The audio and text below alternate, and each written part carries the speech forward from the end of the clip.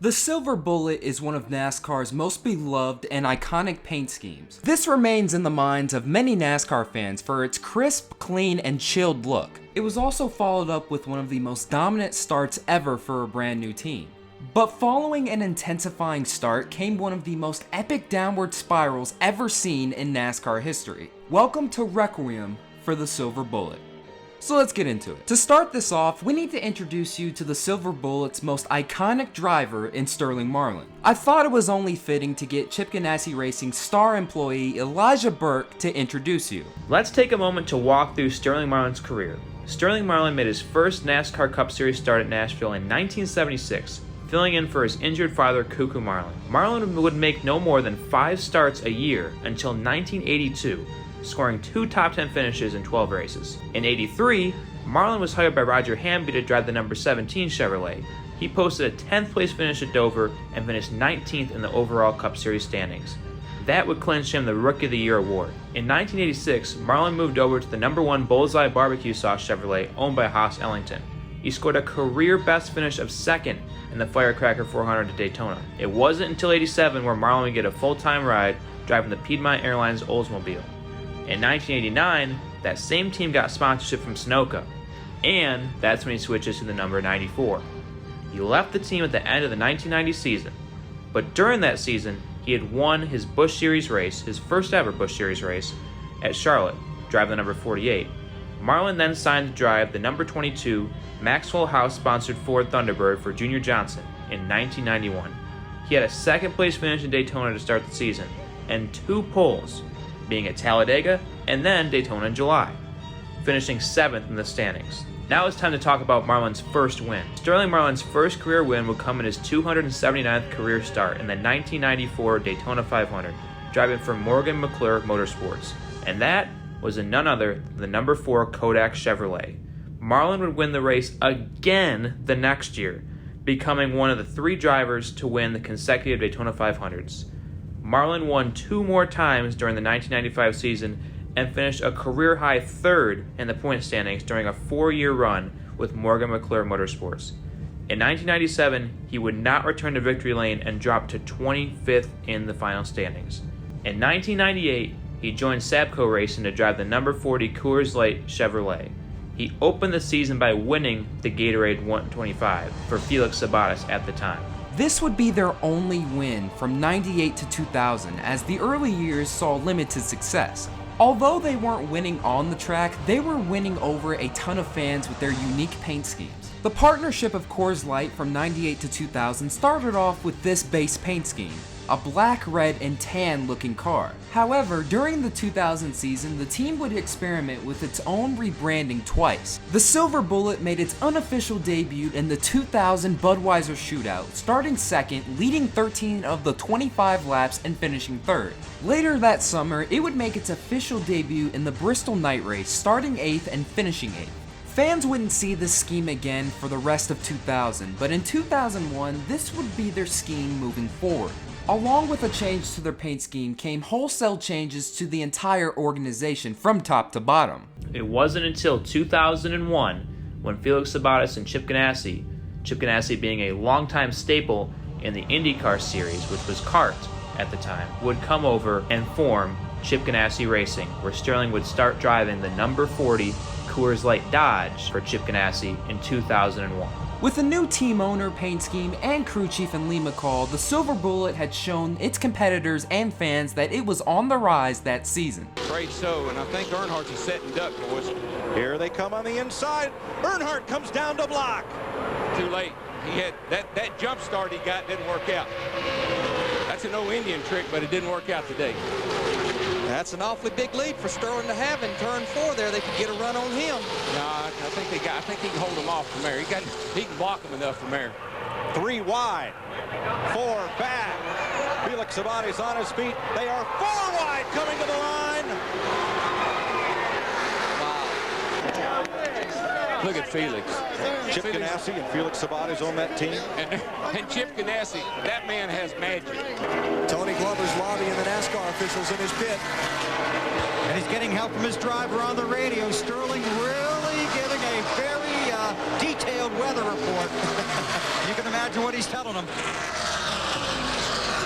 Ricky Craven is right there. Closing in. Caution. Caution's coming out for rain. They're racing back to the yellow flag. Is this the end of the event?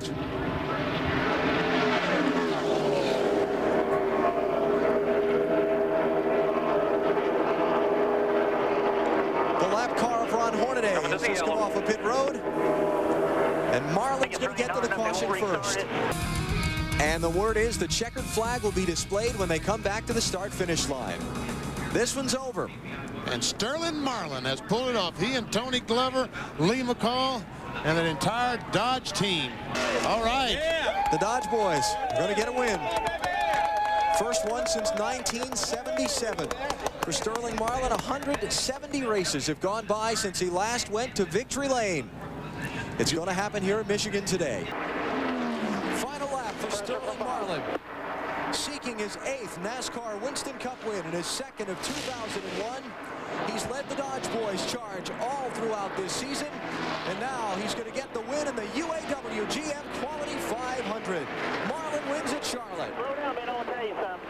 The Silver Bullet led Dodge's return to NASCAR that season, scoring 2 wins, 12 top 5s, 20 top 10s, and an average finish of 13th.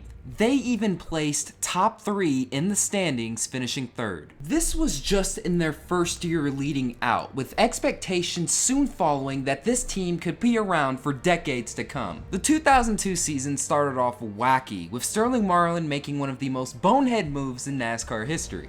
After getting in a bit of a fender bender with defending champion Jeff Gordon, Marlin would attempt to repair the car under caution. Sterling Marlin is jumping out of his car. He's going around to look at the right front fender. But, oh, he can't do that. You can't work on your car under the red flag. That's the NASCAR rule. Pull it off a little bit. You're not allowed to work on your car under the red flag. 2 weeks later, another odd moment would take place at Las Vegas. Up, tell that guy behind you you're coming in. And it may have been up in the air when he got rooted. I don't know. But what a save, Darrell. Oh, yeah. I mean, it just slid, lined up beautifully. I'm sure he's catching his breath as well as catching a couple of gears. Now, earlier, we had said that Marlin would be penalized for being too fast on pit road. That was the judgment of the NASCAR officials here in the tower. The call, however, did not get down to the official in charge of Marlin's pit in time for the penalty to be assessed while he was there. So, NASCAR has decided not to bring him back in and enforce what would end up being an overly harsh penalty. So after weathering both wacky storms, the Silver Bullet would get back on track beginning with Las Vegas and skyrocketed to his championship form. Here is Marlin, 8th at Daytona, 2nd at Rockingham, looking for his 9th Winston Cup win, all on super speedways. And another win for Dodge. And the most consistent car the second half of the season last year and starting off that way again this year. It's got to be a thrill to be driving that thing right now. Sterling Marlin brings the Coors Light Dodge across the line for his 9th Winston Cup victory. Sterling Marlin has never won a Winston Cup championship, but he has been our points leader the last 3 races. As you said, the bad news is he has to start from the rear of the field because they had to change motors. We asked Sterling what went wrong. He said, I don't know, you know. He just sort of seized up on us. Good news is it's the same car we had at Vegas. Just have to wait and see.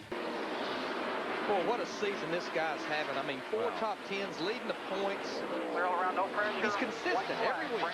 Shell out material. And look, wasn't afraid to change the motor and go to the rear. Wasn't worried. A lot of guys say, well, we're doomed. And wasn't afraid to let people pass him. Say, I'll race you when the time comes. 2 guys that went to the rear are 1st and 2nd point men. Where are they now? Right up there. 1st and 5th. Just wiggling, get back to the line. Got no pressure. Sterling Marlin will get his 8th consecutive top 10 finish, his 10th Winston Cup career win, and his 2nd win of 2002. Marlin wins the Carolina Dodge Dealers 400. Even though this would be Sterling Marlin's last win of 2002, consistency was key. For the better part of 2002, Sterling Marlin and the Silver Bullet were the points leaders. They were the championship favorites. They took over the points lead all the way from race 2 to race 26. The Silver Bullet was the most consistent car/team in NASCAR. until they weren't. Oh, two more behind him. Jimmy Spencer. And the point leader, Sterling Marlin. Marlin finished 43rd, suffering chest and shoulder injuries in the process. But the biggest shock of the season was still 48 hours away. Marlin's crash had resulted in a cracked vertebrae of the neck. As soon as the injury was diagnosed, car owner Chip Ganassi informed the man who had led the standings nearly all season that his year was done 7 races early. Well, I mean, you're disappointed because the guys put so much in it and hard work and you know, the guys really focused on winning championship. I was, but you know, it's a deal that you got to get out. I mean, you're gonna if you get another lick, like I said, you could be paralyzed, whatever. So you know, I think your health's more important than championship. You would think the downfall of the Silver Bullet would begin now, but actually it takes place right after this historic event. Busch Series regular Jamie McMurray, who was already signed to drive full-time for Chip Ganassi next season, was selected as Sterling Marlin's substitute driver. In the meantime, the Silver Bullet had a new driver, and in their second race out, they would shock the world. 1.5 miles to go. White flag is up at Charlotte. Jamie McMurray trying to pull off the upset. And Jerry Nadeau was a class act that time. He got out of the way. Let McMurray and Bobby Labonte decide this thing among themselves. One final set of corners to go. No lap traffic to come into play. Labonte's going to have to make a desperate move here. He rides into the corner deep. Come on, the race ain't over. Come on, come on. He'll do it. 26-year-old Jamie McMurray pulls off the victory in just his second NASCAR Winston Cup start. Unbelievable. The upset special of the year. Any sport, bar none. The congratulatory rub from the champion, Bobby Labonte. And look at this crew. Okay, now I need you to talk to somebody, okay? John Gelser's going to give you this headset and this radio, and you can hear me okay through there, right? Go ahead, caller, you're on the air. Jamie, way to go, man. Holy cow, can you believe this? That's way too soon. Oh man, great race car. That's Sterling Marlin, by the way, on the phone from his home in Columbia, Tennessee, I believe. Man, Sterling, this is a great race team, and hope you get better, and I know you'll come back and probably win the championship next year. Go great race. Got a good bunch there, so I wish I was there with you. I come on home today. I thought it was going to rain it out. Hey, great race team, but go drink some Coors Light with us. I know you will. Okay. Hey, Sterling, are you surprised? I knew Jamie was going to be a good driver for us, and, you know, that same car we won Darlington Vegas with, and it's a really good car, and man, them guys done a great job on pit stops and setting it up, and Jamie drove one hell of a race, so I took the best for him. He's surprised. Don't let him lie to you. He's surprised because everyone in the world's surprised. That's the guy that led the Winston Cup championship standings for 25 weeks, saying that about you, kid. The 2002 Silver Bullet stats are this: 3 wins, 9 top 5s, 16 top 10s, and an average finish of 16.2. For 2 straight seasons, this team was one of the best in the sport. Nobody knew it at the time, but this was the peak of the Silver Bullet. Never again would the team come close to the heights in which they reigned. Suddenly, barreling through the pack was 2-time Daytona 500 champion Sterling Marlin. Within sight of leader Waltrip, Marlin instead was seen red because of a flag colored black. And there he's dipping below the line to pass that car there. Black flag, that could put him a lap down. Again, a mistake you can't make. A 1-lap yellow line penalty left the Coors Light Dodge out in the cold. The battle for 8th, however, that was a little more intense. Boy, we got a battle coming back here. Jimmy Johnson sideways. Him and Marlin got together. How did that car miss him? He hadn't given it ready. He's never lifted out of the throttle yet. Jimmy hadn't. Johnson tried to chase Marlin down, but hit a roadblock. Look at Jimmy Johnson. He's looking for that 40 car. Here he is down here, buddy. I mean, I'm not trying to incite anything, but he's looking for him, and he's sitting down here. Whoa, Sterling Marlin sideways on the backstretch. The 40 car hits the wall hard. Jeff got owners and just turned us around up off turn 2. You know, you got to give and take in this league, and he's done a whole lot taking. Despite having the exact same team intact, it was pretty obvious that the Silver Bullet was a shell of its former self. A season in which you score 11 top 10s might be considered a good season for some teams, but not the Silver Bullet. They counteracted this success with a ton of failures, scoring 8 DNFs, finishing 18th in the standings with an average finish of 20.4. In 2004, the Silver Bullets team remained mostly intact once again. In the beginning of the season, it seemed as if they redirected the Silver Bullet back to its former glory. After 6 races, they were sitting 10th in the standings, scoring 2 top 5s at Rockingham and Bristol. By the time the All-Star race had hit, they had slipped back to 15th in the standings. They would have to compete in the Nextel Open to get into the All-Star race. For one last time, the Silver Bullet would come in clutch. 2 laps to go, this time side by side. You know, I think, Mike, you might be right about the arrow on that 19 car, because Jamie was a little quicker down into the corner. And here comes Sterling. It's a 3-horse race. He likes these guys running side by side. He's right there with him. He gets a good run off, too. He's going to go 3 wide down the back. No, he thinks better of it. He's got one more lap to do it. McMurray edges ahead, and they'll see the white flag. Whoa, they touched that time again. Oh, Jamie gets sideways. Baby. Holds on to it. Hang on to it. Marlin's up there. White flag. Hang on to it, Jamie. Here comes Sterling. McMurray saved it, but it gave Marlin a run on both of them, and Marlin takes the lead, trying to win his 4th Nextel Open. Jamie carried it into turn 1 a little bit too hard, got up out of the groove, had to get out of the throttle. He's going to try the inside down there. You block the inside. If he goes high, I'll let you know. He's got a long way to go, though. He's behind him about 3 car lengths. Sterling just shot out of a rocket with 2 laps to go. Looked like the truck race. That one's yours. Checkered flag in the air. Sterling Marlin wins the Nextel Open for the 4th time. Boy, that was, for a race that started off a little ragged, it ended up exciting. This moment was surreal. Out of nowhere, Sterling Marlin and the Silver Bullet made the 2004 All-Star race. It looked as if the Silver Bullet was officially back. But that couldn't be further from the truth. The days of competing for championships were officially long gone, as the Silver Bullet was just trying to stay inside the top 20. In 2004, they scored 5 top 5s, 7 top 10s, with an average finish of 19.5 and a staggering 9 DNFs along with a 21st place points finish. It was rebuilding time for the Silver Bullet heading into 2005. Longtime crew chief Lee McCall was let go before the end of the 2004 season, and Steve Boyer was brought in.